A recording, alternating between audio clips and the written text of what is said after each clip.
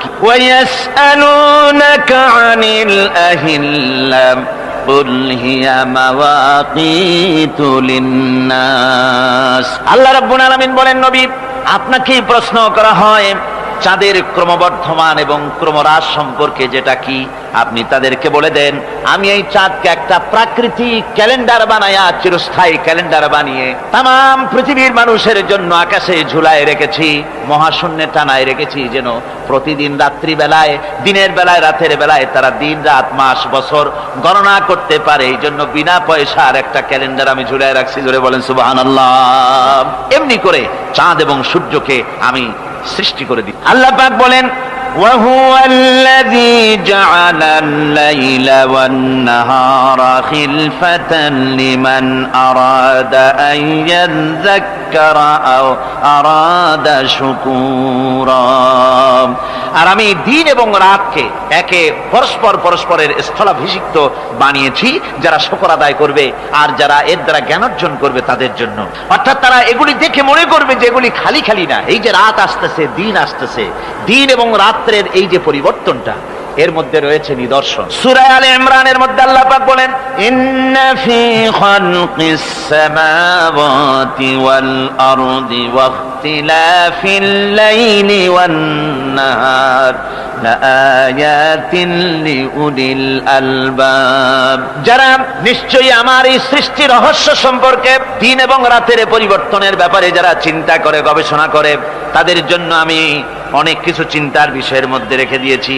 তারা এসব আমার সৃষ্টি নৈপুণ্যতা দেখে তারপরে তারা হতবাক, বিস্ময় বিমুখ হয়ে তারা বলে, এগুলি দেখে আর বলে, আল্লাযীনা ইয়াযকুরুনাল্লাহা কিয়ামান ওয়া কুউদান ওয়া আলা জুনুবিহিম ওয়া ইয়াতাফাক্কারুনা ফি খালকিস সামাওয়াতি ওয়াল আরদ। তারা বসা অবস্থায়, দাঁড়ানো অবস্থায় আমার প্রশংসা করে আর বলে, রব্বানা মা খালাকতা হাযা বাতিলান সুবহানাকা ফাকিনা আযাবান নার।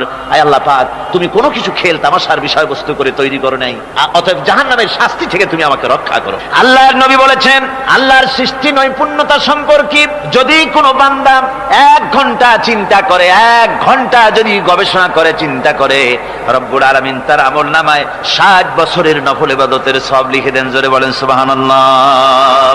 আল্লাহ পাক এই সমস্ত কথা বলে এখন ওই ফর্মুলা বলতেছেন যে আসলে আমার বান্দা হওয়ার জন্য, খাঁটি বান্দা হওয়ার জন্য তার কয়েকটি বৈশিষ্ট্য থাকতে হবে। আল্লাহ পাক এখানে 8টি বৈশিষ্ট্য বর্ণনা করেছেন। আল্লাহর খাঁটি বান্দা হওয়ার জন্য বৈশিষ্ট্য কয়টা লাগবে? 8টি। বেহেশত কয়টা? বেহেশত কয়টি? আল্লাহ পাক বৈশিষ্ট্য বানিয়েছেন 8টি। এখানে 8টি বৈশিষ্ট্যের কথা বলা হয়েছে। মহান আল্লাহ রাব্বুল আলামিন বলেন, ওয়াইবাদুর রাহমানিল্লাযীনা ইয়ামশুনা আলাল আরদি হাওনান ওয়া ইযা খাতাবাহুমুল জাহিলুন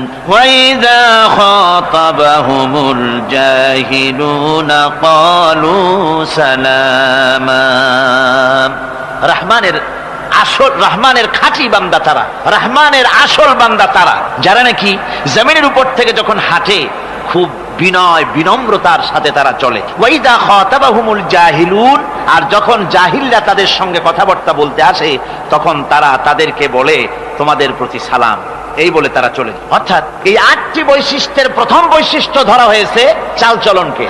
ইমানদার খাঁটি বান্দা যারা, তাদের চাল চলন সম্পর্কে প্রথম বৈশিষ্ট্য ধরা হয়েছে।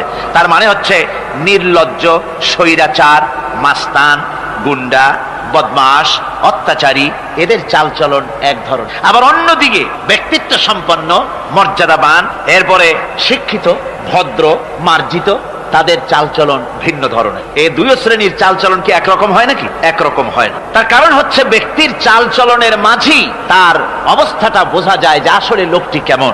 আল্লাহ রাব্বুল আলামিন এই কথার দ্বারা এটা প্রমাণ করতে চান যে মোমেন বান্দা যারা হবে, আল্লাহর খাঁটি বান্দা যারা হবে, তাদের পরিচয় দেওয়া লাগবে না। তাদের চালচলন দেখে, তাদের হাঁটা দেখে, তাদের চলা দেখে, তাদের বলা দেখে, তাদের আচরণ দেখে লোকেরা বুঝতে পারবে যে ইনি হচ্ছেন আল্লাহর একজন খাঁটি বান্দা, একজন মোমেন ব্যক্তি, একথা বুঝতে পারবে। আর সে ব্যক্তি জমিনের উপরে চলবে খুবই বিনম্র ভাবে। কোরআনে কারীমে অন্য জায়গায় আল্লাহ রাব্বুল আলামিন বলেছেন, ওয়ালা তামশি ফিল আরদি মারহান ইন্নাকা লান তাখরিকাল আরদা ওয়া লান তাবলুগাল জিবালা তুলা। আমার জমিনের উপরে অহংকারের পদবরে হেঁটো না, আমার জমিনের উপরে অহংকার করে জমিনের উপরে হেঁটো না। তুমি জমিনের উপরে অহংকার করে হেঁটে পদাঘাত দিয়ে আমার এই জমিনকে ফাটায় দিতে পারবে না, আর তুমি লাফ দিয়ে আমার আকাশে আমার পাহাড়ের উচ্চতাও তুমি ছাড়িয়ে যেতে পারবে না। অহংকার করে কেউ কি পায়ের আঘাত দিয়ে জমিনটাকে ফাটায় দিতে পারে? কি বলেন, পারবে? আর অহংকার করে লাফ দিয়ে পাহাড়ের উচ্চতাও কি কেউ ছাড়িয়ে যেতে পারবে? পারবে না। সুতরাং অহংকার, মোমেন ব্যক্তি যারা, তারা অহংকার করতে পারে না। অহংকার মোমেনের স্বভাব নয়। অহংকার করতে পারে কেবলমাত্র আল্লাহ রাব্বুল আলামিন। অহংকার হচ্ছে আল্লাহ পাকের ইজাত। অহংকার কে করতে পারেন? আল্লাহ পাক করতে পারেন। মানুষের অহংকার শোভা পায় না। মানুষ, তোমার আবার অহংকার কিসের?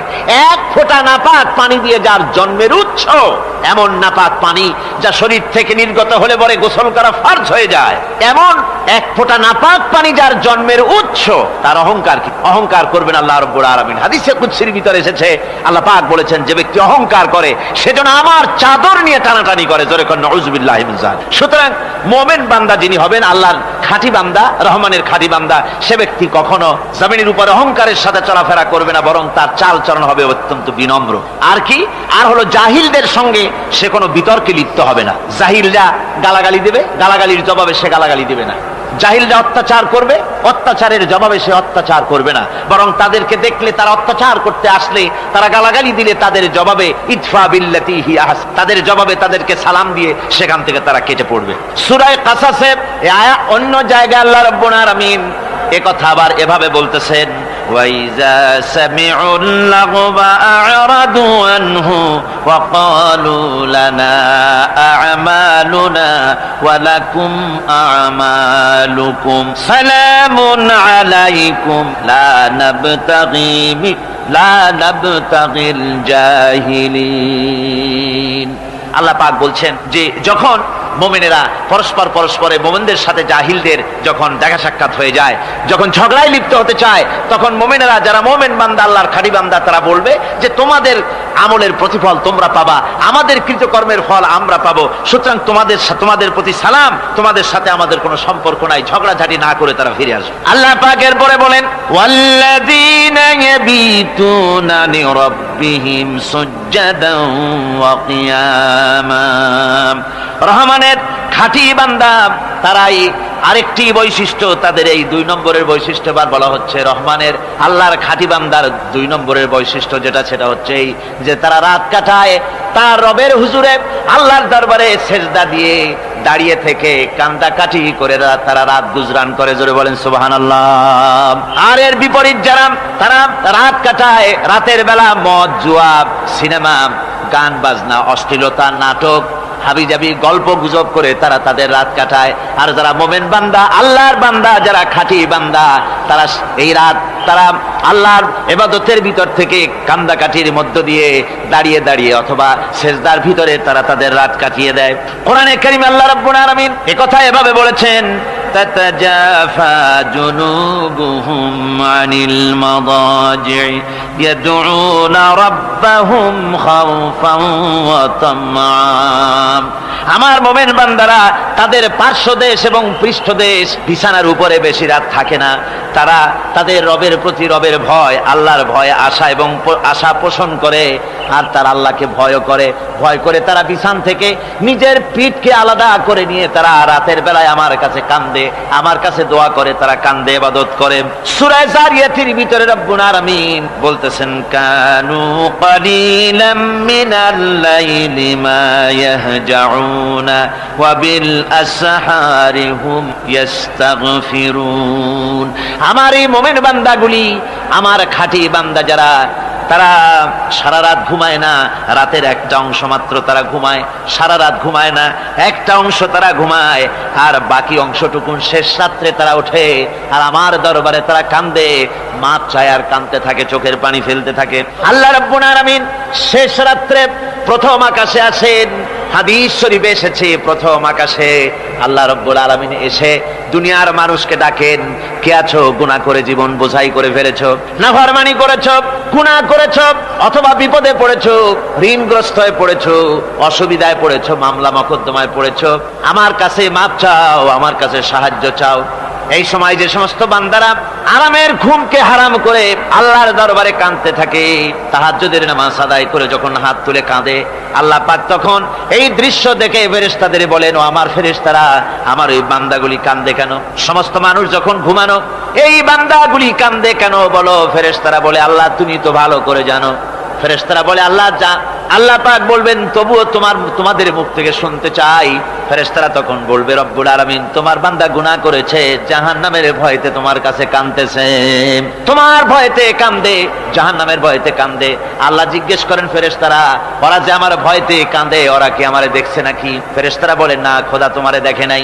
আল্লাহ পাক বলেন, ওরা আমার যে জাহান্নামের ভয়তে কাঁদে, ওই জাহান্নাম তারা দেখেছে নাকি? ফেরেশতারা বলে, না আল্লাহ তোমার জাহান্নাম ওরা দেখে নাই, তোমার বেহেশত কিছুই দেখে নাই। আল্লাহ পাক বলেন, ও আমার ফেরেশতারা, এই বান্দাগুলি আমার দোজখ দেখে নাই, আমাকে দেখে নাই, হাসর মিজান সিরাত কিছুই দেখে নাই, শুধু কোরআনের কথা শুনে, আমার নবীর কথা শুনে, আমার কোরআনের কথা শুনে বিশ্বাস করে আরামের ঘুমকে হারাম করে কিভাবে কাঁদতেছে তাকায় দেখ। আমার রহমতের দরিয়ায় জোশ মেরে গেছে, তোরা সাক্ষী থেকে যা, আমার ওই ক্রন্দনরত বান্দাগুলিকে আমি আল্লাহ মাফ করে দিলাম।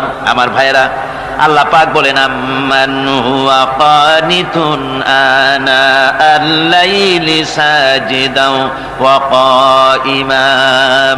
আল্লাহ রাব্বুল আলামিন বলেন, সিজদার ভিতরে আর দাঁড়ানোর ভিতরে আমার এই বান্দাগুলি আখিরাতে আমার সঙ্গে দেখা করা লাগবে এই ভয়তে, জাহান্নামের ভয়তে তারা কাঁদে, এভাবে কাঁদতে থাকে। আর আল্লাহ পাক ওই সময় তাদের গুনাহ মাফ করতে থাকেন। কোরআনে কারীমের ভিতরে আল্লাহ পাক বলেন, সারা রাত ঘুমাতে আল্লাহ নিষেধ করেছেন, সারা রাত যেন ঘুমায়ো না, পাইকারি দরে ঘুমায়ো না, একটু জাগো। ওয়াজকুর ইসমা রাব্বিকা বুকরাতাও ওয়া আসীলা। সকাল এবং সন্ধ্যায় তোমার প্রভুর, তোমার রবের জিকির করো, স্মরণ করো। وَمِنَ اللَّيْلِ فَاسْجُدْ لَهُ وَسَبِّحْهُ لَيْلًا طَوِيلًا। তোমার রাতের বেলায় রাতের একটা অংশ সেজদায় অবনত হও, আর রাতের দীর্ঘ সময় ঘুমায় থেকো না, হয় একটা লম্বা সময় ঘুমাও, কিন্তু একটা অংশ রাখো যে সময় তুমি আমার দরবারে সেজদায় পড়ে যাবে, কাঁদবে। আমার বন্ধুগণ, রাতটা ওয়াজআলনাল লাইলা সুবাতা, আল্লাহ রাব্বুল আলামিন ওয়াজআলনা সুবাতা ওয়াজআলনান নাওমা সুবাতা ওয়াজআলনাল লাইলা লিবাসা, ঘুমকে বানায়ছেন আল্লাহ শান্তির বাহন, আর রাতকে করেছেন আচ্ছাদন। রাতকে কি করেছেন? আচ্ছাদন। রাতকে একটা পর্দা লাগিয়ে দিয়েছেন, রাতের পর্দা। যেহেতু প্রেম ভালোবাসা ঢোল পিটায় করা যায় না, ঢোল পিটায় প্রেম করা যায় যায় না, মানুষকে দেখায় দেখায় প্রেম ভালোবাসা করা যায় না। এটা হলো দুনিয়ার রীতিনীতি, দুনিয়ায় যেটা মানুষেরা করে। আসল সবচাইতে বড় ভালোবাসার পাত্র হলেন আল্লাহ, মাসুক হলেন আল্লাহ, আশেক হলো মানুষ। আশেক এবং মাসুকের ভিতরে প্রেম বিনিময় হবে, ভালোবাসার আদান প্রদান হবে, কথোপকথন হবে। এজন্য দিনের কোলাহলপূর্ণ অবস্থায় তা হয় না বলে রব্বুল আলামিন বলেন, আমি তোমাদের জন্য রাতকে একটা আচ্ছাদন, একটা পর্দা বানায় দিয়েছি। এই রাতের পর্দার ভিতরে থেকে আমারে ডাকো, আমাকে আমার কাছে তুমি আমাকে ডাকো, একটা লম্বা সময় নিয়ে আমাকে বলতে থাকো, আমাকে ডাকতে থাকো। আল্লাহ পাক তার নবীকেও বলেছেন, ইয়া আইয়ুহাল মুযাম্মিলু কুমিল লাইলা ইল্লা কালিলা। হে চাদর আচ্ছাদিত ব্যক্তি, রাত্রিকালে সালাতে দণ্ডায়মান থাকো, কিন্তু কম, সারা রাত জাগার দরকার নেই। একটা অংশ জাগো, যখন তুমি আমার জন্য কাঁদবে, আমার জন্য সিজদায় পড়ে থাকবে। রাসূল পাক সাল্লাল্লাহু আলাইহি সাল্লাম তাহাজ্জুদের নামাজে সিজদায় পড়ে থাকতেন, রাতে ঘন্টার পর ঘন্টা চলে যেতেছে। হযরত আয়েশা বলেন, আমি মনে করতাম সিজদায় এমন ভাবে রাসূল পড়েছেন আর ওঠেন না, আমার মনে হতো হুজুর বুঝি ইন্তেকাল করে গেছেন। আমি রাসূলের পায়ের আঙ্গুল ধরে আস্তে করে চাপ দিতাম, হুজুর তাতে একটু ব্যথা পেয়ে আঙ্গুল নাড়া দিতেন, তখন আমি মনে করতাম আল্লাহর নবী বিদায় হন নাই, বেঁচে আছেন। আবার কখনো দাঁড়িয়ে দাঁড়িয়ে নামাজের ভিতরে তেলাওয়াত করতে করতে রাত শেষ হয়ে যেত, আমার মনে হতো এই দাঁড়ানো থেকে হুজুর বুঝি আর রুকুতে যাবেন না। আবার যখন রুকুতে যেতেন মনে হতো এই রুকু থেকে আর বুঝি সেজদায় যাবেন না। আবার যখন সেজদায় যেতেন মনে হতো এই সেজদা থেকে রাসূল বুঝি আর উঠবেন না। সুবহানাল্লাহ। সাহাবায়ে কেরাম জিজ্ঞেস করতেন, হে রাসূল, হযরত আয়েশা জিজ্ঞেস করে, হে রাসূল, আপনি এত কাঁদেন কেন, এত ইবাদত করেন, এত রাত জাগেন? হযরত আয়েশা বলেছেন, আল্লাহর নবী দাঁড়িয়ে দাঁড়িয়ে তেলাওয়াত করতে করতে, দাঁড়িয়ে দাঁড়িয়ে নামাজ পড়তে পড়তে পাও মোবারক, কদম মোবারক এমন ভাবে ফুলে যেত, সকালবেলায় জুতার মধ্যে পাও ঢুকতো না। সুবহানাল্লাহ। এইভাবে রাসূল পাক কষ্ট করতেন। জিজ্ঞাসা করতে এত ইবাদত কেন করেন? আপনার তো আগের পিছের সমস্ত গুনাহ আল্লাহ মাফ করেছেন, কোনো গুনাহ আপনার নাই। তবু আল্লাহ বলে দিয়েছেন, নবী আপনার আগের পিছের সব মাফ, তারপরেও এত কাঁদেন কেন? আল্লাহর নবী বলেছেন, ও সাহাবীরা, আমার স্ত্রীরা, শোনো, আমি কি আমার বান্দার, আমি আমার আল্লাহর শুকরগুজারকারী বান্দায় কি আমি পরিণত হব না? যে আল্লাহ আমাকে এত নিয়ামত দিয়েছেন, আমি কি সেই আল্লাহর শুকরগুজার হব না? রাসূলুল্লাহ ভাবে কাঁদতেন। সুতরাং প্রত্যেকটি মুসলমানকে রাতের বেলায় আল্লাহর দরবারে হাত তুলে কাঁদতে হবে, মোনাজাত করতে হবে, রব্বুল আলামিন, যে গুনাহ করেছি, আমি যত গুনাহ করেছি, আমাকে তুমি নেয়ামত যা দিয়েছো, এই নেয়ামত তুমি না দিলেও পারতে, তুমি দয়া করে দিয়েছো। এভাবে যদি মানুষ কান্দে, আল্লাহ এই অপরাধ করেছি, অপরাধের কথা যদি স্মরণ করে আর কাঁদতে থাকে, আল্লাহ রব্বুল আলামিনের রহমত তার উপরে তখন পড়তে থাকে। আর এই তাহাজ্জুদ, গভীর রাতের কান্দাকাটি, এই জন্য আল্লাহ পাক বলেন, এর আসল ব্যাপারটা হলো, ইন্না নাশিআতাল লাইলি হিয়া আশাদ্দু ওয়াতআন ওয়া আকওয়ামু কিলা। আসল ব্যাপার হলো এই প্রকৃতপক্ষে রাতের বেলায় যে নামাজটা হয়, শয্যা ত্যাগ করে মানুষ যে নামাজ পড়তে দাঁড়ায়, এতে করে তার আত্মসংযমের ট্রেনিং হয়ে যায়, আল্লাহর সঙ্গে মহব্বত কায়েম হয়ে যায়। ইসলামী আন্দোলনের বিজয়ের জন্য কর্মীদের এটা সবচাইতে বড় ওষুধ। শুধু হরতালের প্রোগ্রাম দিয়া, শুধু মিছিলের প্রোগ্রাম দিয়া ইসলামী আন্দোলন বিজয় কোনো কালে হয় নাই, আর হবেও না। এজন্য আন্দোলন যারা করে তাদেরকে গভীর রাত্রে উঠতে হয়, নফল রোজা রাখতে হয়, আর গভীর রাত্রে তেলাওয়াত করতে হয়, কানতে হয় আল্লাহর কাছে, তা না হলে আন্দোলনের বিজয় হওয়া সম্ভব নয়। আমার বন্ধুগণ, আমরা জেনেছি ইতিহাসে আছে, লাল সালু একটা বই পড়ানো হয়, কলেজে পড়ানো হয়, আপনারা নাম শোনেন নাই? এই বইটা আমাকে একজন প্রফেসর এই চট্টগ্রামের আমাকে দেখতে দিলেন, আমি দেখলাম। তার মধ্যে তিনি ইসলামের ব্যাপারে এত বিদ্বেষ ছড়িয়েছেন। এক জায়গায় তিনি লিখতে গিয়ে লিখেছেন, আমি পড়লাম, নিজে পড়েছি, যে দেশে যত যত টুপি দেখা যায়, জমিনে এত শস্য হয় না। এদেশে এই মোষ দাড়ি গোঁফ ওঠার আগেই কোরআন শরীফ হেফজ করা সারা, অথচ জমিনে শস্য নাই। জমিনের শস্য আর কোরআন শরীফ পড়ার সাথে তুলনা করে উপহাস করেছে রীতিমতো। একটা দুশ্চরিত্র খলনায়ককে দিয়ে সেখানে কোরআন হাদিসকে বিকৃত করার অপচেষ্টা চালানো হয়েছে। এরকম একটা নিকৃষ্ট বইকে তারা স্কুলে এবং কলেজে সেখানে পড়াশোনার ব্যবস্থা করে দিয়েছে। আর ইসলামের ব্যাপারে যদি কেউ গাল দিতে পারে, তাহলে সে বইটাকে খুব সুনাম সুখ্যাতি করে বাজারে ছড়াবার চেষ্টা করা হয়, ঠিক কিনা কর? যে কবি, ওই আগেই বলেছি, যে কবি ইসলামের গাল দিতে পারবে সে সবচাইতে বড় কবি। যে সাহিত্যিক ইসলামকে খোসা দিয়া, কোরআনকে খোসা দিয়া কথা লিখতে পারবে, সে হলো শ্রেষ্ঠ সাহিত্যিক, ঠিক কিনা কর? আর এই খ্রিস্টান জগৎ, ইহুদি জগৎ, তারা ইসলামকে আর মুসলমানদেরকে গালাগালি করার জন্য সব সময় মুসলমান নামের কুলাঙ্গারদেরকে বেছে নেয়। যেমন নবুয়াতের উপরে হামলা চালাতে হবে, সেজন্য এই পৃথিবীর নিকৃষ্ট কাফের গোলাম মোহাম্মদ কাদিয়ানির মতো একটা নিকৃষ্ট কাফেরকে তারা বেছে নিয়েছে, জোরে কর নাউজুবিল্লাহ। তার নাম একটা মুসলমানই না। আবার আমাদের দেশে আল্লাহকে, রসুলকে গালি দিতে হবে, দাউদ হায়দারের মতো একটা জাহান্নামের কীটকে তারা বেছে নিয়েছে মুসলমান নামের। আবার রাসূলকে গালি দিতে হবে, হযরত আয়েশা সিদ্দিকা রাদিয়াল্লাহু তাআলা আনহাকে গালি দিতে হবে, সেজন্য মুসলমান নামের কলঙ্ক সালমান রুশদি নামক এক শয়তানকে এই ইহুদিরা বেছে নিয়েছে, ঠিক কিনা কর? কিন্তু এখন সালমান রুশদি যাবা কোথায়? এখন সালমান রুশদির উপরে যিনি হুকুম হজ জারি করেছিলেন, ইমাম খোমেনি বেঁচে নাই, কিন্তু তার হুকুম এখনো বেঁচে আছে। উনি অর্ডার করেছেন, যেখানে পাও সেখানে হত্যা করো, ফাকতুলু সালমান রুশদি হাইসু ওয়াজাদতুম, ওরে যেখানে পাও সেখানে হত্যা করো।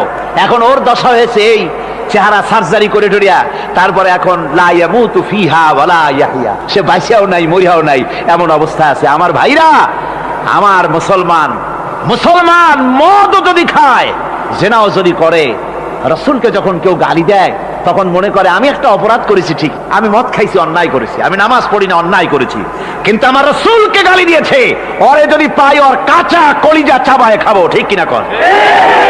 সুতরাং আজকে এইভাবে করে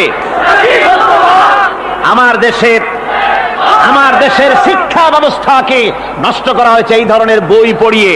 এবং এক শ্রেণীর শিক্ষক আছেন যারা কলেজ ইউনিভার্সিটিতে অপ্রাসঙ্গিক ভাবে ইসলামকে গালাগালি করে, আল্লাহকে গালি দেয়, ইসলামকে গালি দেয়, মুসলমানদেরকে গালি দেয়। বরদাস্ত করতে পারি না। বলি বন্ধুরা, ইসলাম যদি ভালোই না লাগে তাহলে নামটা মুসলমানি নাম রাখছেন কেন? ঘোষণাটা দিয়ে দেন, আমরাও জানাজা না পড়াবার হাত থেকে বেঁচে যাই, ঠিক কিনা? সুতরাং এরা ওই জায়গায় বসে আছে আমাদের সন্তানদের মস্তিষ্ককে বিকৃত করার জন্য। আল্লাহ রাব্বুল আলামিন বলেন এভাবে করে, ওয়াল্লাযীনা লা ইয়াদউনা মা'আল্লাহি ইলাহান আখারা ওয়া লা ইয়াকতুলুনান নাফসাল্লাতী হারামাল্লাহু ইল্লা বিল হক। তারা হত্যা থেকে বিরত থাকে, মানুষকে হত্যা করে না। ওয়া মান ওয়ালা ইয়াজনুন, আর তারা ব্যভিচার করে না, জিনা ব্যভিচার করে না। জিনা ব্যভিচার সম্পর্কে কোরআন শরীফ বলছে, ওয়ালা তাকরাবুজ জিনা ইন্নাহু কানা ফাহিশাতান ওয়া সাআ সাবিলা। জিনা করা তো দূরের কথা, আল্লাহ পাক বলছেন জিনার নিকটবর্তী হয় না। জিনার নিকটবর্তী মানুষ হয় কিভাবে? জিনার নিকটবর্তী হওয়ার জন্য কতগুলি উপকরণ এবং উপাদান আছে। তা হচ্ছে অশ্লীল নৃত্য গীত, তা হচ্ছে যৌন আবেদনমূলক পত্র পত্রিকা, তা হচ্ছে অশ্লীল ছায়াছবি, তা হচ্ছে নারী সৌন্দর্যের প্রদর্শনী। এই সব জিনিসগুলি মানুষকে জেনার দিকে আকৃষ্ট করে। এসব কি আমাদের সমাজে চালু আছে? আমাদের সমাজে আছে? তো জেনার উপকরণ কি কি বললাম?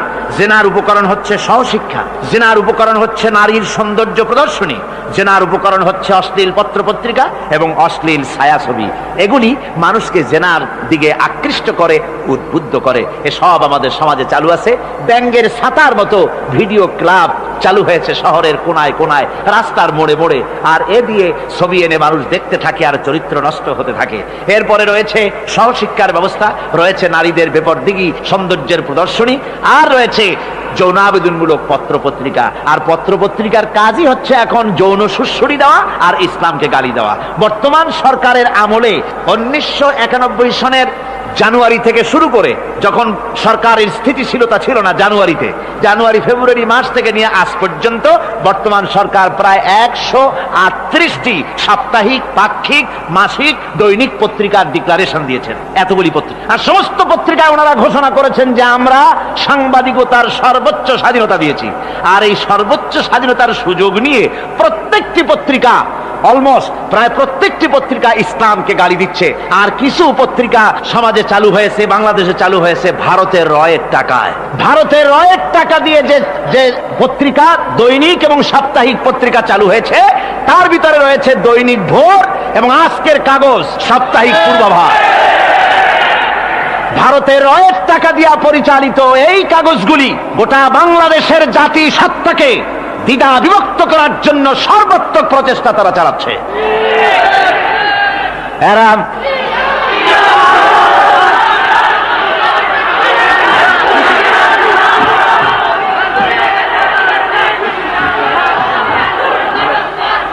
আমার বন্ধুগণ, এ ধরনের একটানা প্রয়োজন হলে সব নাম আমরা তুলে ধরবো।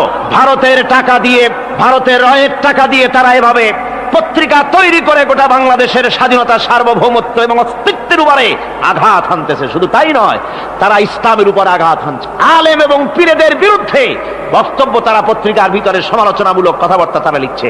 এমন একটা সাপ্তাহিক পত্রিকা কম পাবেন যেখানে ইসলামকে, ইসলামী আন্দোলনকে কিছু না কিছু খোঁচা মারা না হচ্ছে, ঠিক কিনা? কর যারা বলেন ঠিক কিনা? তো এইভাবে করে তারা ষড়যন্ত্র চালিয়ে আমি সেদিন ঢাকায় বলেছিলাম যে বর্তমান মহিলা সরকার চলছে বলে আমরা কথা বলছি না, কিন্তু আমাদের একটা ধৈর্য আছে। আমরা সরকারকে সময় দিচ্ছি এগুলিকে কন্ট্রোল করার জন্য। শাসনতান্ত্রিক অ্যাকশন নেওয়া উচিত গভর্নমেন্টের। শাসনতন্ত্রে কি আছে?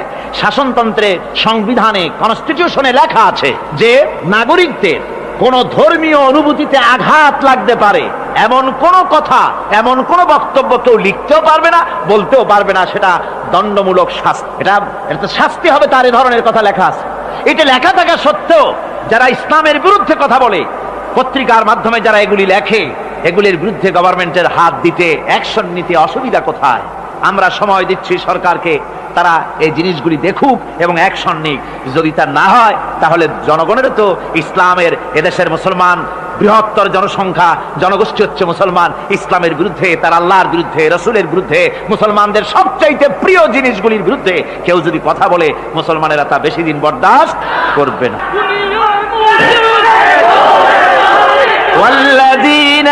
আল্লাহ পাকের বলে বলেন ইউদাআফ লাহুল আযাবু ইয়াওমাল কিয়ামাতি ওয়া ইয়াখলুদ ফীহি মুহানা। এই সব কাজ যারা করবে, আল্লাহকে বাদ দিয়ে যারা আল্লাহকে বাদ দিয়ে অন্যকে মাবুদ বলে ডাকবে আর হত্যা করবে, জিনা করবে, আল্লাহ বলেন তাদেরকে কিয়ামতের দিন পুনঃ পুনঃ আযাব দেওয়া হবে। আর তাদেরকে ওয়ায়াখলুদ ফীহি মুহানা, তারা বড় লাঞ্ছনার জীবন যাপন করবে, সেখানে লাঞ্ছনার সাথে তারা বসবাস করবে।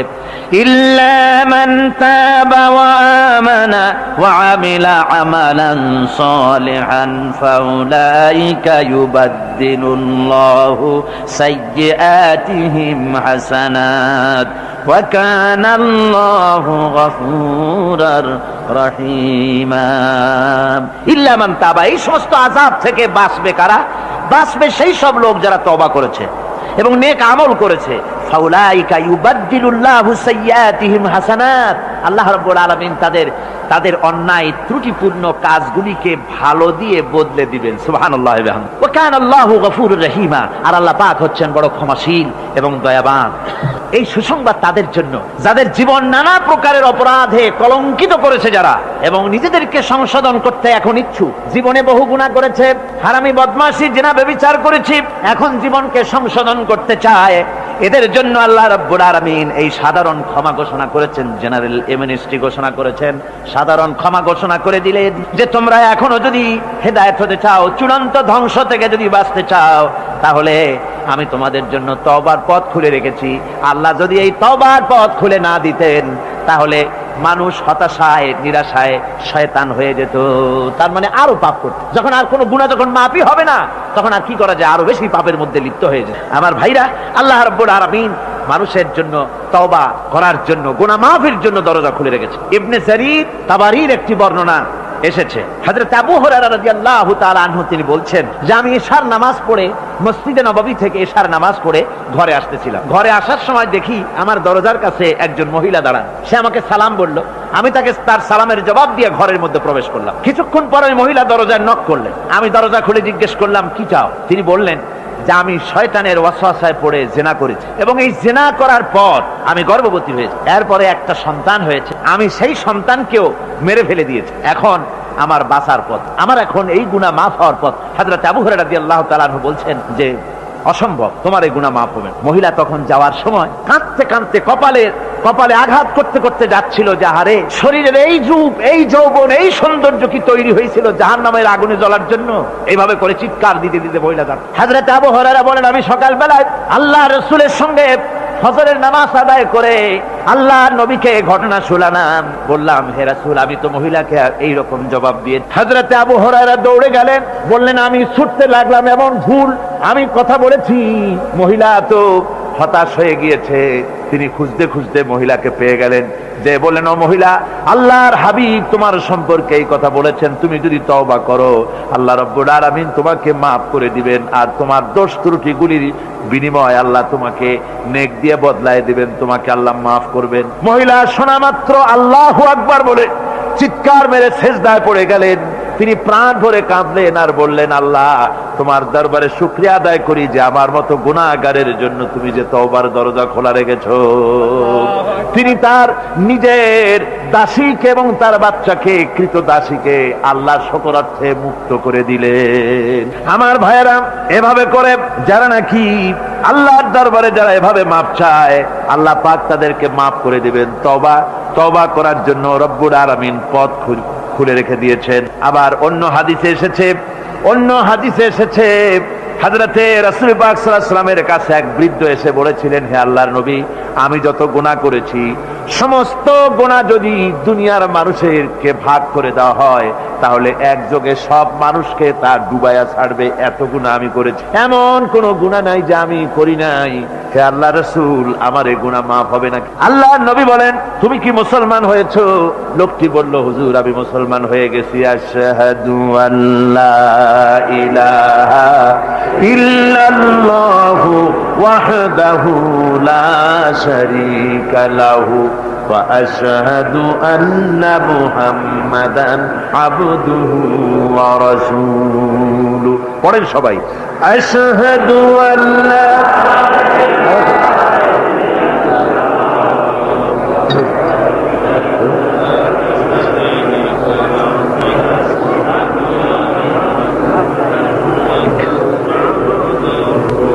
ওই লোকটি যখন কলেমা পড়লেন, বললেন আমি মুসলমান হয়েছি, আল্লাহ নবী বলেন, শোনো আল্লাহর বান্দা, তুমি যখন কলেমা পড়েছো, তোমার পেছনের তামাম জিন্দেগির সমস্ত গুনাহ খাতা আল্লাহ রাব্বুল আলামিন মাফ করে দিয়েছেন। শুধু মাফ করেন নাই, আরো কি করেছেন? ওয়ায়ুবাদদিলুল্লাহু সাইয়্যাতিহিম হাসানাত। দোষ ত্রুটি তোমার যা আছে, যে ব্যক্তি তওবা করে আল্লাহর পথে চলে, নেক আমল করে, পেছনের জীবনের দোষ ত্রুটি যা করেছেন সবগুলির বদলে আল্লাহ রাব্বুল আলামিন নেকি লিখে দিবেন। জোরে বলেন সুবহানাল্লাহ।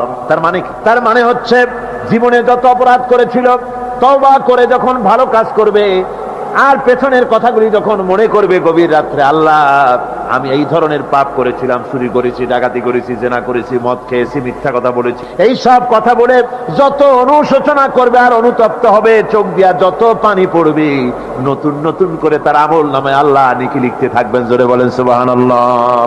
রব্বুল আলামিন তার বান্দাকে এত ভালোবাসেন, একজন সাহাবী কতগুলি পাখির বাচ্চা নিয়ে রাসূলের কাছে হাজির হয়েছেন। আল্লাহর নবী বলেন, এই পাখির বাচ্চাগুলি আনলা কেন?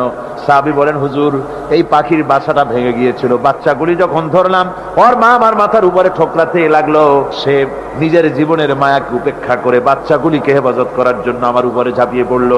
আমি নিয়ে এসেছি এখানে, এই দেখুন ঘরের মধ্যে ঢুকেছে, এখানে ওই পাখিটা এসেছে। আমি রাসূলকে দেখাতে এলাম প্রাণী জগতে মায়ের সন্তানের প্রতি কত মায়া, সেটা দেখাতে এলাম। আল্লাহর নবী বলেন, ও সাহাবী, প্রাণী জগতে সন্তানের প্রতি মায়ের কতটুকু মহব্বত তুমি তাই আমাকে দেখাতে এসেছো। শোনো, এই প্রাণী জগতে সন্তানের প্রতি মায়ের যত মহব্বত, তার চাইতে লক্ষ কোটি গুণে বেশি মহব্বত বান্দার প্রতি আল্লাহ রাব্বুল আলামিনের। মহব্বতকে, করুণাকে, রহমতকে, ভালোবাসাকে 100 ভাগ করা হয়েছে। 100 ভাগ করে 99 ভাগ আল্লাহ নিজের কাছে রেখেছেন, আর একটা ভাগ তামাম পৃথিবীর প্রাণী জগতে আল্লাহ ছড়াই দিয়েছেন। একটা ভাগ দিয়েছেন সারা দুনিয়ায় প্রাণী জগৎ। সেই একটা ভাগে এই শত সহস্র কোটি প্রাণীর মধ্যে যেটুকুন আমরা পাইছি, এতটুকুন মহব্বতে সন্তানের জন্য কলিজায়, সন্তানের কোনো অকল্যাণ হলে কলিজায় পানি থাকে না, সন্তানের কোনো অসুবিধা হলে বা মা বাপের কষ্ট হলে বা কারো কোনো কষ্ট হলে আমরা এই ধরনের আমাদের অবস্থা সৃষ্টি হয়ে যায়। এক ভাগ তামাম পৃথিবীর সমস্ত প্রাণী জগতে ছড়ায় দেওয়ার পর আমাদের অবস্থা যদি এই হয়, তাহলে 99 ভাগ রহমত যার কাছে, বান্দার প্রতি তার মহব্বত কতখানি। আমার বন্ধুগণ, রাসূল পাক সাল্লাল্লাহু আলাইহি ওয়াসাল্লাম বলেছেন, ও সাহাবীরা, একজন লোক উটের পৃষ্ঠে যাচ্ছিল কোথাও, উটের পৃষ্ঠে তার খাবার আছে, পানিও আছে, যেতে যেতে মরুদ্যানের মধ্যে সে বিশ্রাম করলো। ঘুমের থেকে জেগে দেখে উট নাই, খাবার নাই, পানিও নাই। বড় লোকটা কেমন পেরেশান হয়। সাহাবীরা বলেন, হুজুর উট হচ্ছে মরুভূমির জাহাজ, উট হারায় গেছে, টাকা পয়সা যা ছিল, খাদ্য খাবার ছিল, সব চলে গেছে, এর থেকে পেরেশানি তো আর কিছুই হয় না। হুজুর বলেন, লোকটা খানিকক্ষণ চিন্তা ভাবনা করতে করতে কিছুক্ষণ পর দেখলো উট ফিরে এসেছে, সমস্ত টাকা তার ওই খাদ্য আর পানিও নিয়ে হাজির হয়ে গেছে। বলো কেমন খুশি হয়? হুজুর, হযরত সাহাবীরা বলেন, হুজুর এর থেকে খুশি আর কি হতে পারে? লোকটার দিল তো ভরে যাবে। আল্লাহর নবী বলেন, ওগো সাহাবীরা, কোন বান্দা যদি আল্লাহর থেকে নাফরমান হয়ে যায়, নামাজ ছেড়ে দেয়, জিনা ব্যভিচার বদমাশি নাফরমানিতে যদি যখন লিপ্ত হয়ে যায়, উঠারা ব্যক্তি উট পাওয়ার জন্য যেমন পেরেশানি বোধ করে, আল্লাহ রাব্বুল আলামিন তার ওই নাফরমান বান্দার জন্য, আল্লাহ রাব্বুল আলামিন ফিরে আসার জন্য আল্লাহ রাব্বুল আলামিন চান। বান্দা যখন, নাফরমান বান্দা নিজের গুনাহ বুঝতে পেরে যখন সেজদায় পড়ে গিয়া কান্দে, রব্বুল আলামিন আমার গুনাহ মাফ করে দাও, এইভাবে যখন কাঁদতে থাকে, রব্বুল আলামিন, আল্লাহর হাবিব বলেন, উঠারা ব্যক্তি উঠ ফেলে পড়ে, ওই ব্যক্তি যত খুশি হন। কোন নাফরমান বান্দা যখন সেজদায় পড়ে যায়, আল্লাহ রাব্বুল আলামিন এর চাইতে লক্ষ কোটি গুণে বেশি খুশি হয়ে যান। আল্লাহ পাক হচ্ছেন রহমান রহিম, গাফুরুর রহিম। পৃথিবীতে এমন কে আছে আপনি আমাকে বলেন, এমন কে আছে অপরাধ করবেন আর সে বলবে আয় তোরে মাফ করে দেই? বলেন এরকম আছে নাকি? কেউ বলেন আছে? এমনকি বাপ মা ছেলে অন্যায় করেছে, বাপ মার দিল চায় ছেলেটা যদি মাপ চাইতো বড্ড ভালো হতো, ওর সাথে প্রাণ ভরে কথা বলতাম, বুকের সাথে জড়িয়ে নিতাম, কিন্তু মুখ খুলে বলে না যে অপরাধ করেছিস মাপ চাইয়া যা, এরকম বলে মাও বলে না, বাপেও বলে না। কিন্তু একমাত্র মহান সত্য রব্বুল আলামিন বান্দা যখন গুনাহ করে আল্লাহ ডাকে, বান্দারে গুনাহ করেছিস ফিরে আয় আমি তোরে মাফ করে দেব, গুনাহ করেছিস ফিরে আয়, জিনা করেছিস ফিরে আয়, মদ খেয়েছিস ফিরে আয়, মানুষ হত্যা করেছিস ফিরে আয়, কুফরি করেছিস ফিরে আয়, আগুন পূজা করেছিস ফিরে আয়, মাটি পূজা করেছিস, সূর্য পূজা করেছিস, যা করেছিস না কেন ফিরে আয়, আমাকে ডাক দে, আমি তোর জিন্দেগির গুনাহ আমি আল্লাহ মাফ করে দেব। এই জন্য আল্লাহ রাব্বুল আলামিনকে যখন কোন বান্দা একবার ডাকে দিল থেকে কলিজা থেকে, একটা ডাক যদি দেয় আল্লাহ, হাজার ডাকের তুলনায় একটা ডাক আল্লাহ কলিজা থেকে ডাক। এই ডাকটা কোথা থেকে? কলিজা থেকে। দিল সে जुबात निकलती है असर रखती है पर नहीं मगर ताकते परवास रखती है। অন্তর থেকে যে কথা বেরোয় তা প্রভাব বিস্তার করে। কলিজা থেকে যদি কেউ ডাক দেয় আল্লাহ, কলিজার একটা ডাক আলাদা না? বলেন আলাদা কিনা? কলিজা থেকে ডাক বলেন না সবাই আল্লাহ। কলিজা থেকে একটা ডাক যদি কেউ ভাবে আল্লাহকে ডাক দেয় আল্লাহ, আল্লাহ রাব্বুল আলামিন বান্দা যখন একবার ডাক দেয় আল্লাহ তখন 70 বার লাব্বাইক বলেন, 70 বার সাড়া দিয়া বলে বান্দা কি চাও, আমি তোর কাছে হাজির, কি চাস বল আমাকে, আমি মাফ করে দেব। সুতরাং আল্লাহ রাব্বুল আলামিন বলছেন আমার কাছে ক্ষমা চাও, মাফ চাও, আমার কাছে মাফ চাও, যত মাফ চাইবে আমি মাফ করে দেব। পৃথিবীতে এমন কেউ নাই যার কাছে বেশি চাইলে তিনি খুশি হবেন। আল্লাহ রাব্বুল আলামিন এমন এক সত্তা যার কাছে যত বেশি চাওয়া যাবে তিনি তত বেশি খুশি হবেন। হর হমেশা দেনে কো वो तैयार है जो न मांगे उससे वो बेजार है। যত বেশি চাওয়া যায় আল্লাহর কাছে আল্লাহ তত খুশি হন, আর যে ব্যক্তি চায় না আল্লাহর কাছে আল্লাহ তার উপরে বেজার হয়ে যায়। ওয়ামান তাবা ওয়া আমিলা সালিহান ফাইন্নাহু ইয়াতুবু ইলাল্লাহি মাতাবা। আর যারা তওবা করে নেক আমল করে তার আল্লাহর দিকে ফিরে আসে, যেমনটি তার আশা উচিত তেমন ভাবে সে আল্লাহর কাছে ফিরে আসে, তার মানে হলো তওবা মাফ, তওবা কবুল করার জন্য, গুনাহ মাফ করার জন্য পৃথিবীতে কেউ নাই। আছে কেউ? গুনাহ কি কেউ মাফ করতে পারে? দুনিয়ায় কেউ পারে? আকাশে কেউ পারে? আল্লাহ ছাড়া কেউ গুনাহ মাফ করতে পারে? যদি মানুষ তওবা করে রব্বুল আলামিন বলেন সে এমন ভাবে তওবা করে আল্লাহর কাছে ফিরে এসেছে যেখানেই তার আসা উচিত, এই জায়গা ছাড়া আর তার কোনো যাওয়ার জায়গা নাই, সুতরাং সে জায়গা মতো এসেছে, অনুতপ্ত এবং অনুশোচনা করেছে। আল্লাহ পাক এ ধরনের অনুতপ্তকারী অনুশোচনাকারীকে রব্বুল আলামিন ক্ষমা করে দিয়ে থাকেন। ওয়াল্লাযীনা লা ইয়াশহাদুনা আয-যুর ওয়া ইযা মাররু বিল-লাগবি মাররু কিরামা। আর যারা মিথ্যার সাক্ষ্য হয় না, রহমানের বান্দা তারা যারা মিথ্যার সাক্ষ্য হয় না, এটা হচ্ছে ষষ্ঠ বৈশিষ্ট্য। আর তারা কোনো অনর্থক, কোনো নিরর্থক কোনো কাজ যদি দেখে, ঘটনা দেখে, সেখান থেকে তারা শরীফ মানুষের মতো, একেবারে নিতান্ত ভদ্র মানুষের মতো সেখান থেকে কেটে পড়ে। গান বাজনা হচ্ছে, নাটক হচ্ছে, অশ্লীলতা হচ্ছে, গালাগালি হচ্ছে, অনর্থক কোনো কাজ হচ্ছে, নিরর্থক কোনো অনুষ্ঠান কিছু একটা হচ্ছে, ওখান থেকে একটা ভদ্রলোকের মতো, যেমন কোনো দুর্গন্ধময় জায়গা থেকে মানুষ যখন যায় নাকে রুমাল দিয়ে আস্তে করে সেখান থেকে পাশ কেটে চলে যায়, ঠিক কিনা? ঠিক ওইভাবে করে আল্লাহ পাক বলছেন আমার মুমিন বান্দারা এই ধরনের কোনো অনর্থক নিরর্থক যে কাজের মধ্যে কোনো পরকাল নাই, আল্লাহ নাই, দুনিয়ার মানুষের স্বার্থ নাই, দেশের স্বার্থ নাই, রাষ্ট্রের স্বার্থ নাই, জনগণের স্বার্থ নাই, এই ধরনের সমস্ত গাল গপ্প নাটক উপহাস, এই ধরনের মজা, এই ধরনের অনুষ্ঠান যখন দেখে আমার মুমিন বান্দারা সেখানে দাঁড়ায় না, ময়লার কাছ থেকে নাকে রুমাল দিয়ে মানুষ যেমন চলে যায়, এই লোকটিও তখন অত্যন্ত ভদ্রের মতো আস্তে করে পাশ কেটে বেরিয়ে যায়। ওয়াল্লাযীনা ইযা যুক্কিরু বিআয়াতি রাব্বিহিম লাম ইয়াখিরু আলাইহা সাম্মান ওয়া উমিয়ানা। আর আমার বান্দাদের 7 নম্বরের রহমানের বান্দা, খাঁটি বান্দা যারা, তাদের 7 নম্বরের বৈশিষ্ট্য হচ্ছে এই যে ওই সমস্ত বান্দারা তাদের কাছে যখন আমার আয়াতকে শোনানো হয়, আমার কোরআন তেলাওয়াত করে আমার আয়াত পড়ে যখন নসিহত শোনানো হয়, তখন তারা বোবার মতো বধিরের মতো বসে থাকে না। কথা বুঝতে পেরেছেন? রহমানের খাঁটি বান্দা যারা, তাদের কাছে কোরআনের কথা ওয়াজ করে যখন শোনানো হয়, আল্লাহর কালাম যখন শোনানো হয়, আয়াত পড়ে পড়ে যখন নসিহত শোনানো হয়, লাম ইয়াখিরু আলাইহা সুম্মান ওয়া উময়ানা, তখন ওই ব্যক্তি অন্ধ এবং বধিরের মতো চুপ করে বসে থাকে না, বরং আমল করা শুরু করে দেয়। জোরে বলেন সুবহানাল্লাহ। যখন সে জানলো যে এগুলি হলো আল্লাহর বিরোধী কাজ, এগুলি আল্লাহর কাজ, আল্লাহ রাসূলের কাজ, তখন তা পালন করা শুরু করে দেয়। এই 5 দিন ধরে কোরআনের যে কথাগুলি হলো, এই কথাগুলি শোনার পর আপনারা কি বসে থাকবেন? বসে থাকবেন? যারা বসে থাকবে এইগুলি শোনার পরে আল্লাহ তাদেরকে বলেছেন এরা হলো অন্ধ, এরা হলো বধির, এরা হলো বোবা। আমরা আল্লাহর এই যে কথা, আমরা কি অন্ধ আর বধির আর বোবা হবো নাকি? আমরা হব না। আমরা অন্ধ নয়, বধির নয়, বোবা নই, বরং আল্লাহ যা বলেছেন, যা শুনলাম সামি'না ওয়া আতা'না, এই 5 দিন ধরে যা শুনলাম আল্লাহর কথা, কার কথা শুনলাম? আর সমস্ত কথা আমরা আমল করব। জোরে কোন আমিন। আল্লাহ যেন কবুল করেন। জোরে কোন আমিন। আমল করা কি? বসে না থাকা কি? বসে না থাকা হচ্ছে যা শুনলাম, আল্লাহর যা ফরজ, যা হুকুম, তা মানবো। আল্লাহ যা নিষেধ করেছেন তার থেকে ফিরে থাকবো, এটাই হলো কাজ। এরপরে রব্বুল আলামিন বলেন, ওয়াল্লাযীনা ইয়াকুলুনা রাব্বানা হাব লানা মিন আজওয়াজিনা ওয়া যুররিয়্যাতিনা কুররাতা আয়ুনিন ওয়াজআলনা লিল মুত্তাকিনা ইমামা।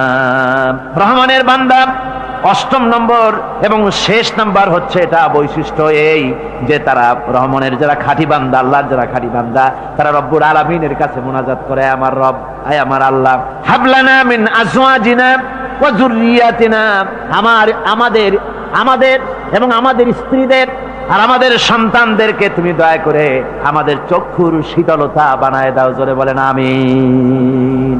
ওয়াজআলনা লিল মুত্তাকিনা ইমামা, আর আমার এই সন্তানদেরকে তুমি মুত্তাকিদের ইমাম বানায় দাও। শুধু মুত্তাকি বানায়ও না, মুত্তাকিদের নেতা বানায় দাও। জোরে কোন সুবহানাল্লাহ।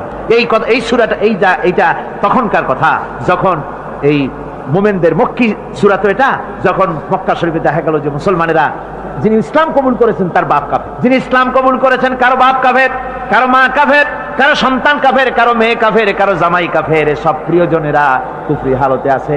আর এগুলি দেখে তাদের চক্ষুর মধ্যে কাটা বিঁধতেছিল, চক্ষু জর্জরিত হয়ে যাচ্ছিল। নিজের সন্তানের চেহারা যত ভালো হোক, সন্তান যতই শিক্ষা দীক্ষা থেকে যতই উন্নত আর ভালো হোক না কেন, সে যদি জাহান্নামের দিকে অগ্রসর হতে থাকে, কোন নেককার ইমানদার পিতার মনে তার সান্ত্বনার কারণ হতে পারে না। সে তখন আল্লাহর দরবারে, আল্লাহ পাক বলেন ওই মুমিন বান্দারা আমার কাছে দোয়া করে যে রব্বুল আলামিন আমার সন্তানদেরকে, আমার স্ত্রীদেরকে আমার চোখের শীতলতা বানাও, তাদের আমল আখলাক কেমন বানাও, যাতে আমাদের চক্ষু ঠান্ডা হয়ে যায়। জোরে বলেন আমিন। জোরে বলেন আমিন। সন্তানদের জন্য আল্লাহর কাছে দোয়া করতে হবে। আপনারা দেখেন, চোখের সামনে দেখতে পাচ্ছেন সন্তান সিনেমায় যাচ্ছে, সন্তান নামাজ পড়ে না, সন্তান রোজা রাখে না, সন্তান মানুষের তৈরি করা মতাদর্শের পেছনে স্লোগান দিচ্ছে, দৌড়াচ্ছে, আর আপনি পিতা হয়ে তাকে ঠেকাচ্ছেন না। ওই ছেলে তো জাহান্নামে যাচ্ছে, আপনার দরদ হওয়া উচিত, ওই ছেলেকে ফিরানো দরকার, আর আল্লাহর কাছে দোয়া করা দরকার। আমার বন্ধুগণ, দোয়া আল্লাহ নিজেই শিখাই দিচ্ছেন, দোয়া করো। পড়েন আমার সাথে, রব্বানা হাব লানা মিন আজওয়াজিনা ওয়া যুররিয়্যাতিনা কুররাতা আয়ুনিন ওয়াজআলনা লিল মুত্তাকিনা ইমামা। উলাইকা ইউজজাউনাল গুরফাতা বিমা সাবারু ওয়া ইউলাক্কাউনা ফিহা তাহিয়াতান ওয়া সালামা। আল্লাহ পাক বলেন এই সব লোকদের জন্য তারা যে সবর করেছিল, সেই সবরের কারণে আমি তাদের উত্তম জাযা দান করব। আর তাদের জন্য ফেরেশতারা চতুর্দিক থেকে ফেরেশতারা তাদের জন্য সম্বোধন করবে, তাদেরকে সম্বর্ধনা দিবে, ফেরেশতারা তাদের সম্বর্ধনা দিবে। ওয়াল মালাইকাতু ইয়াদখুলুনা আলাইহিম মিন কুল্লি বাবিন সালামুন আলাইকুম বিমা সাবারতুম ফানি'মা উকবাদ-দার। চতুর্দিক থেকে ফেরেশতারা আসতে থাকবে, আর তারা সালাম দিতে থাকবে, তাদেরকে সম্বর্ধনা দেবে বেহেশতীদেরকে, আর বলবে তোমাদের জন্য এই পরকালের এই ঘরটাই জায়গাটা কতই না উত্তম করে আল্লাহ তৈরি করে রেখেছেন। বলেন সুবহানাল্লাহ। সালামুন আলাইকুম। আল্লাহ বলছেন উলাইকা ইউজসাউনাল গুরফাতা বিমা সাবারু, তোমরা যে সবর এখতিয়ার করেছিলে সেজন্য আজকে তোমাদের জন্য আমি এই বিরাট নিয়ামত তোমাদের জন্য রেখেছি। দিনকে চালু করতে গেলে, ইসলামী আন্দোলন করতে গেলে বিপদ আসে, আর সেই বিপদে সবর এখতিয়ার করতে হয়। কত ভয় আসে, লোভ আসে, কত কিছু আসে। এগুলিকে উপেক্ষা করে যারা ইসলামী আন্দোলনের জন্য নফসের খাহেশকে, আরামকে হারাম করে দিয়ে আন্দোলনে যারা ঝাঁপিয়ে পড়তে পারে, তাদের জন্য আল্লাহ পাক এই সমস্ত নিয়ামত রেখে দিয়েছেন। কুল মা ইয়াবাউ বিকুম রাব্বি লাউলা দুআউকুম ফাকাদ কাযযাবতুম ফাসাউফা ইয়াকুনু লিজামা। ও নবী, আপনি এদেরকে বলেন, আপনি এই লোকগুলিকে বলেন যে তোমাদের ব্যাপারে আল্লাহর কি প্রয়োজন পড়েছে যদি তোমরা আল্লাহকে নাই ডাকো, আল্লাহর কাছে যদি দোয়া না করো, যদি হাত না পাতো, আল্লাহ কি যদি না ডাকো, তাহলে তোমাদের দিয়ে আল্লাহর দরকার। ফাকাদ কাযযাবতুম, তোমরা তো অস্বীকার করে চলছো। ফাসাউফা ইয়াকুনু লিজামা, খুব তাড়াতাড়ি করে তোমরা বুঝতে পারবে, এমন অবস্থা, এমন আযাব আসবে যে তখন তোমাদের প্রাণ বাঁচানোই দায় হয়ে পড়বে। আমার বন্ধুগণ, একটা মানুষের সাথে মানুষের সৃষ্টি আর পাথরও সৃষ্টি, পাথরও একটা মাখলুক, মানুষও মাখলুক। পাথরের সাথে মানুষের পার্থক্য কোথায়? পাথর আল্লাহর দরবারে হাত তুলতে পারে না, আল্লাহকে ডাকতে পারে না, মোনাজাত করতে পারে না। মানুষ ডাকতে পারে, হাত তুলতে পারে, তার হাত দেওয়া আছে। মানুষ হয়ে যদি আল্লাহর দরবারে হাত তুলতে না পারলেন, চোখের পানি যদি না ফেলতে পারলেন, আল্লাহ পাক বলছেন, ও নবী বলে দেন, আপনি বলুন তোমাদের দিয়ে কি প্রয়োজন আল্লাহর? লাউলা দুআউকুম, তোমরা যদি সেই আল্লাহকে যদি না ডাকো, যদি তার কাছে হাত না তোলো, তাহলে তোমাদের দিয়ে আল্লাহর দরকারটা কি? তোমাদেরকে রব্বুল আলামিন তৃণখণ্ডের মতো উড়িয়ে দিবেন, কোন মর্যাদা থাকবে না আল্লাহর কাছে।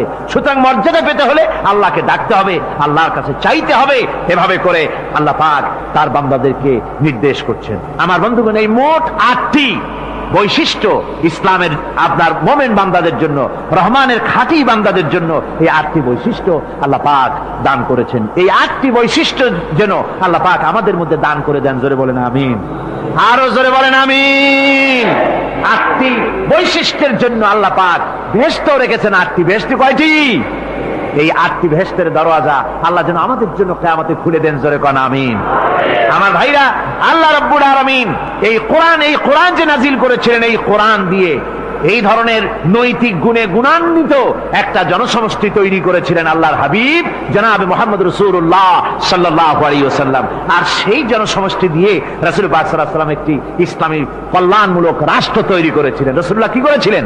একটা রাষ্ট্র। এই যা বললাম, এই 5 দিন ধরে যা বললাম, এই সব গুণাবলী দিয়ে, এই সব বৈশিষ্ট্য দিয়ে রাসূলুল্লাহ একটা জনগোষ্ঠী তৈরি করেছিলেন।